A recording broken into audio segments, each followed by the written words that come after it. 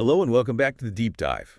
I am honestly so ready to get into this one. We usually think of history or genealogy as these fixed, somewhat dusty things. Right. It's just a family tree. Yeah, you have your ancestors' names in an old book, and that's Yeah. just, well, it's math, it's biology. Right.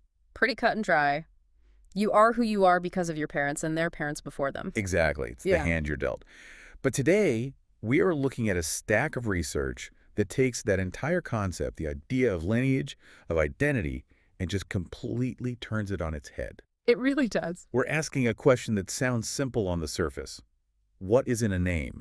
But according to the source material we have, the answer isn't just about, branding. No. The source argues the answer determines the difference between, and I am not exaggerating here, mortality and eternity. It is a massive claim. It is huge. Yeah. And the source material we're breaking down today is titled From Physical Lineage to Spiritual Children of Promise. Which, sounds a bit academic on the surface. It does, but once you crack it open, it's fascinating. It's a deep textual analysis of some heavy hitters in biblical history: Abraham, Sarah, Hagar. Ishmael, Isaac, all of them. Right. But the twist is that this text doesn't just read the story as history, it reads it almost like a code. Yeah. It treats these figures as avatars for two completely different ways of existing. Exactly. It's moving way beyond the historical narrative. And the mission of this deep dive is to help you understand how this source distinguishes between what it calls the flesh. So human effort, biology, the temporary stuff. And the promise, which is all about belief and a divine guarantee. And what I love is that it starts with something so granular, a name change. We're talking about the shift from Abram to Abraham. It's the perfect place to start. I mean, most people who know the story know the name change, but this text makes a huge deal out of the specific definitions, what that shift actually signifies. Okay, so let's unpack this. We start with the original name, Abram. Right. So looking at the etymology in the source, Abram is defined as exalted father. Or sometimes great father. Exactly. Which, to be fair, is a pretty solid title. If someone called me exalted father, I wouldn't complain. It sounds powerful. It is powerful, but it's a specific kind of power. The text frames Abram as the father according to the physical bloodline. It's rooted in the biological, the tangible. The things you can see and touch. It represents the outer self. The outer self. So this is the version of us that lives in the physical world, pays taxes, and, It's gray hair. Exactly. The physical body. And the text is actually pretty blunt about this. It says the outer self, no matter how exalted it is, eventually returns to the ground. It turns back to dust. A bit morbid, but hard to argue with. We're carbon-based life forms. Entropy gets us all. It does. So if you only look at physical existence, you are looking at Abram. But then we get the shift. To Abraham. Yeah. Just a few extra letters, but the meaning shifts entirely. It really does. Abraham means father of many nations, or father of multitudes. And this isn't just a promotion, right? It's not like he just got a wider territory to rule over. No, it's a transformation of substance. The source argues that while these two names belong to the same person, they represent two different states of being. Abraham represents the inner self.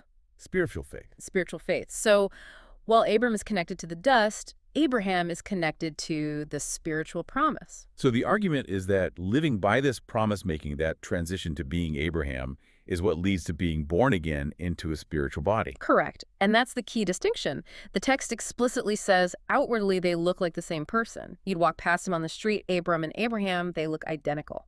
But on the inside. On the inside, there's a stark difference. One is operating on flesh, the other is operating on spirit. That is such a cool concept. Yeah. That you can have two destinies, sort of, fighting inside one biography. You have the dust version of yourself and the eternal version. That's a great way to put it. So if we connect this to the bigger picture, the source is saying that. We all have this duality. Yes. The text is a warning. If we live only seeing the physical, the Abram side of things, we miss the point. We end up as dust. Yeah. But if we live believing in the promise, we gain that eternal value. Okay, so we've established the internal conflict, Abram versus Abraham. But the text doesn't stop there. It externalizes this conflict through the people around him, specifically the women in his life. This is where the allegory gets really sharp. We have a tale of two mothers. Sarah and Hagar. Right. And, traditionally you read this as history and you get caught up in the family drama. Who's the favorite wife? The jealousy. A soap opera. Exactly. But our source material says, stop. Stop looking at the soap opera. Look at the symbols. It treats them as stand-ins for these opposing forces, flesh versus promise. So let's break down how the text describes them, because the physical descriptions are really, really important here. They're crucial. Let's start with Sarah. She's the original wife, the main wife. But how does the text describe her physical state? Not great. It says she was old, frail. Yes, it emphasizes she was physically worn out, even senile, regarding her ability to have children. Not exactly the picture of vitality. No, but, and this is key, amidst that physical weakness, she's identified as a free woman who feared God. Okay. And then on the other side of the ring, we have Hagar. The Egyptian concubine. Yeah. And the contrast is, it's total. How does the text describe her? She's healthy, strong. Mm. Physically, she is the obvious draft pick. If you're trying to build a dynasty, you choose the healthy, strong candidate. Right. If you were betting on biology, you'd put all your chips on Hagar.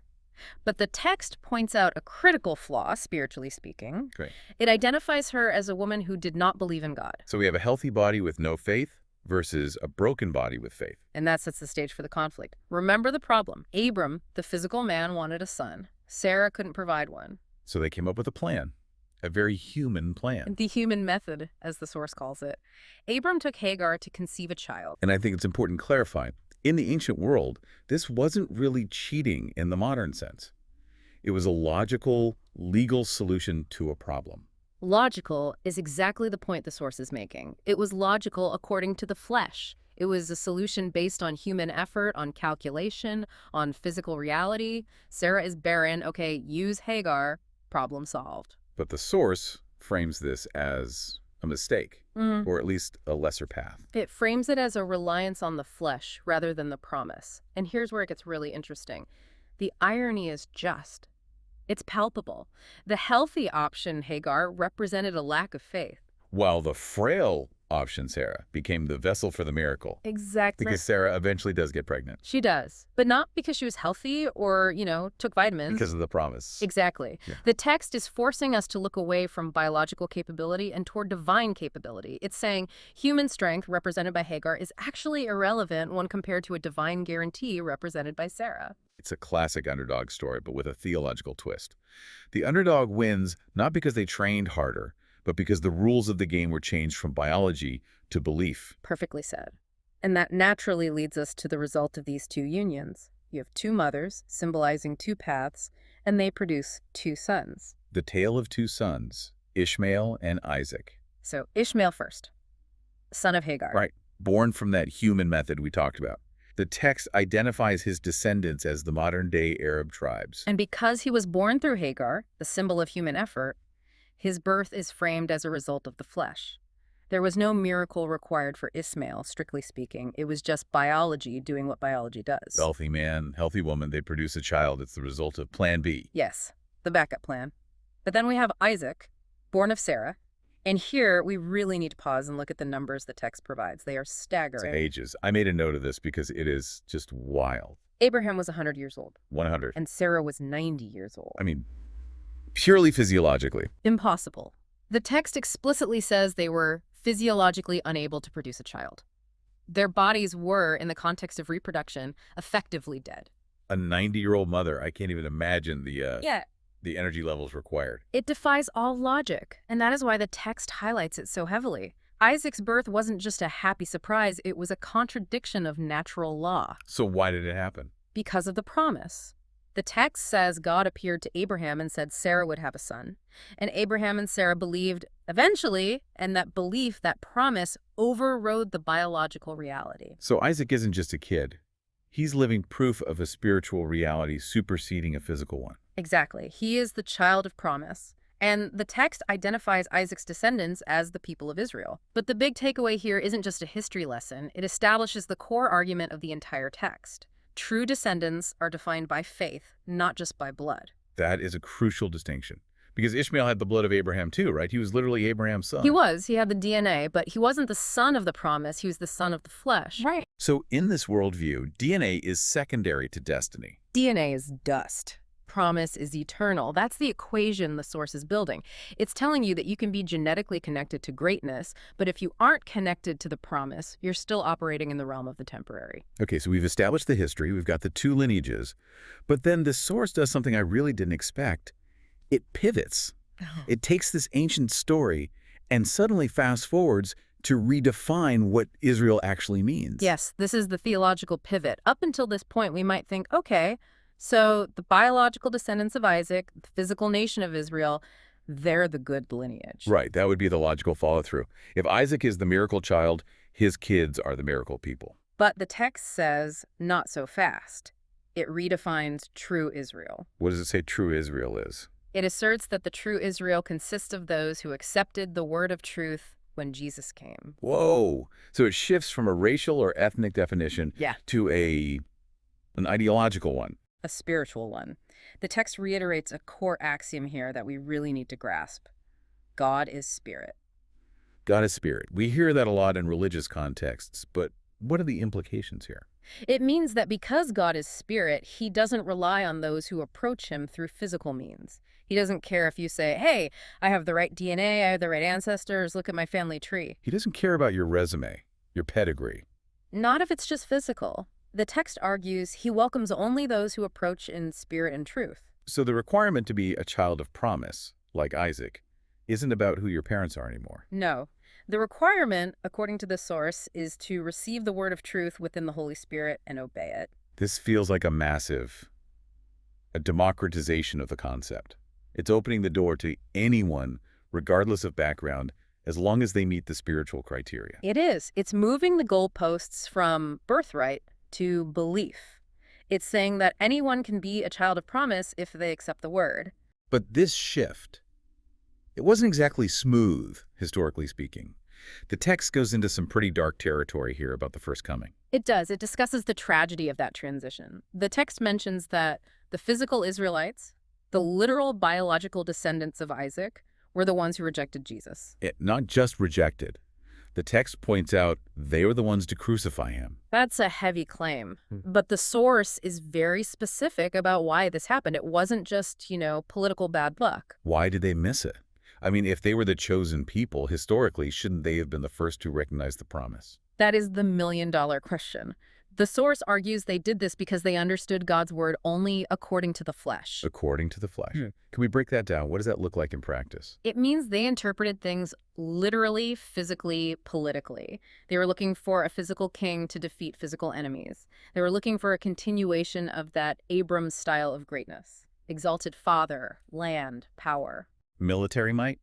They were looking for a CEO or a general, and they got a spiritual teacher. Basically, they were stuck in that physical lineage mindset. They thought, we are Abraham's children, so we are safe. We have the blood. We are the VIPs. But the text argues that by relying on the flesh, they actually became like Hagar and Ishmael.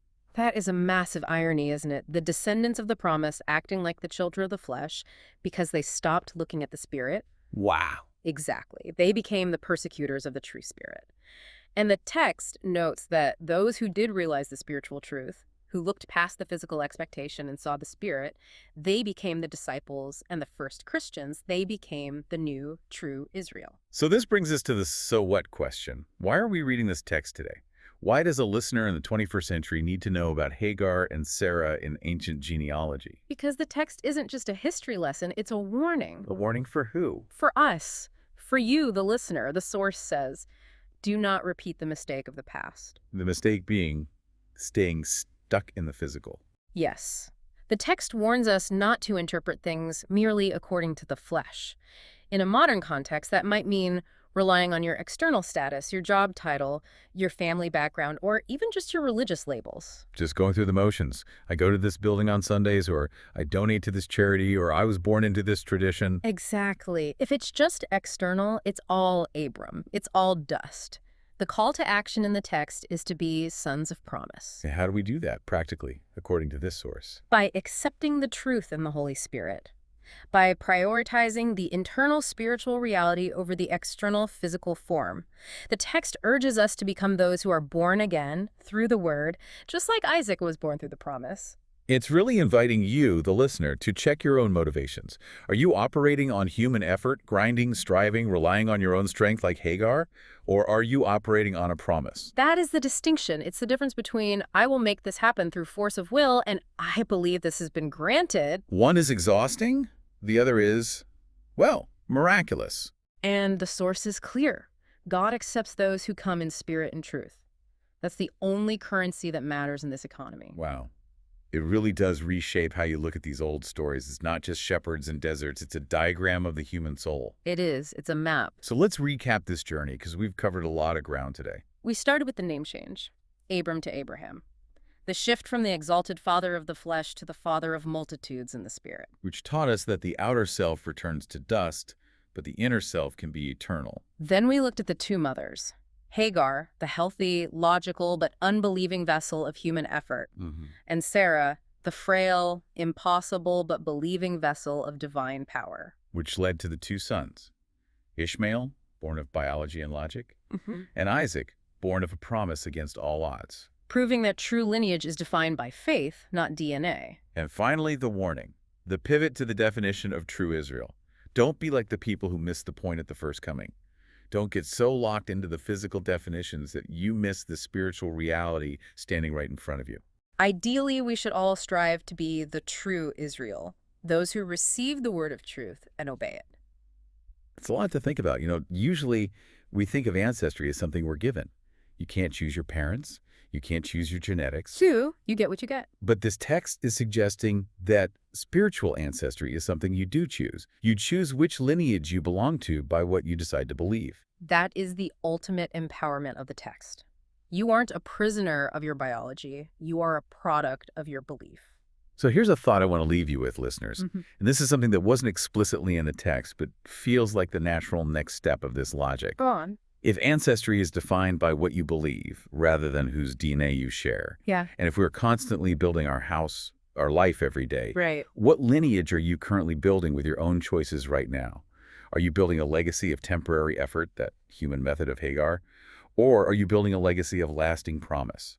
Because one of those houses is built on rock, and the other, as the text reminds us, is just dust. A provocative question to end on. Thanks for diving in with us today. It was a pleasure. We'll see you on the next deep dive. Yeah. Stay curious.